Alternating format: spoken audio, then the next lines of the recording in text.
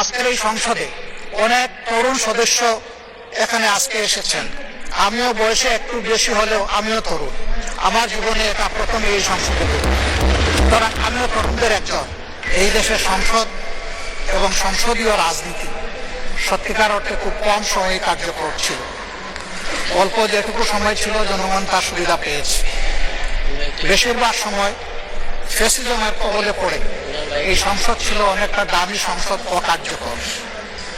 এবং আপনি যে বিরল সম্মানে আজকে ভূষিত হয়েছেন, এই জায়গায় অভিভাবকত্বের দায়িত্ব যারা পালন করেছেন অতীতে, তারা নিজের উপর, সংসদের উপর, দেশবাসীর উপর, গণতন্ত্রের উপর, মানুষের অধিকারের উপর তারা সুবিচার অনেকেই করতে পারেননি।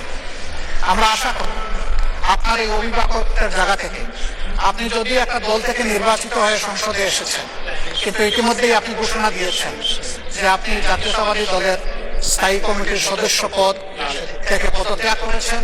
এখন আপনি সকলের, আমরা মনে করি আপনার কাছে সরকারি দল এবং বিরোধী দল আলাদা কিছু হবে না।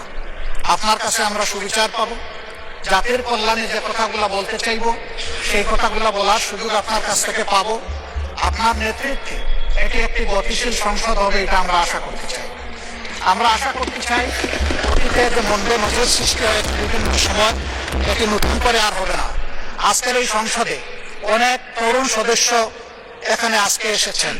আমিও বয়সে একটু বেশি হলেও আমিও তরুণ। আমার জীবনে এটা প্রথম এই সংসদে, সুতরাং আমিও তরুণদের একজন। সেই তরুণরা যারা এখানে প্রাজ্ঞ আছেন, অতীতে যারা এই মহান সংসদের সদস্য বারবার নির্বাচিত হয়েছেন, তাদের কাছ থেকে আমরা ভালো কিছু শিখব। আমরা অতীতের সংসদগুলোতে দেখেছি এখানে দেশের মানুষের কল্যাণ বিবেচনায় আলোচনা না হয়ে মানুষের চরিত্র হননের জন্য এখানে বিপুল সময় ব্যয় করা হয়েছে। আমি আপনাকে বিনীতভাবে অনুরোধ করব, এই সংসদ যেন কারো চরিত্র হননের কেন্দ্রে পরিণত না হয়। আপনার কাছ থেকে কেউ সামান্যতম সুযোগের জন্য এই ব্যাপারে না হয়। আমরা চাই এই সংসদ শুধুমাত্র জনকল্যাণে প্রতিষ্ঠিত হবে এবং পরিচালিত হবে। আমি আস্থাশীল, গভীর আস্থাশীল, আপনি একজন লড়াকু মুক্তিযোদ্ধা, আপনি পারবেন ইনশাআল্লাহ এই সংসদকে সফলভাবে নেতৃত্ব দিতে। আমরা আপনার সঙ্গত প্রত্যেকটি বিষয়ে কথা দিচ্ছি, আমরা আপনাকে সমর্থন দিব, সহযোগিতা দিব, আপনার জন্য দোয়া করব। আমরা আপনার কাছ থেকে শুধু ইনসাফ আশা করব।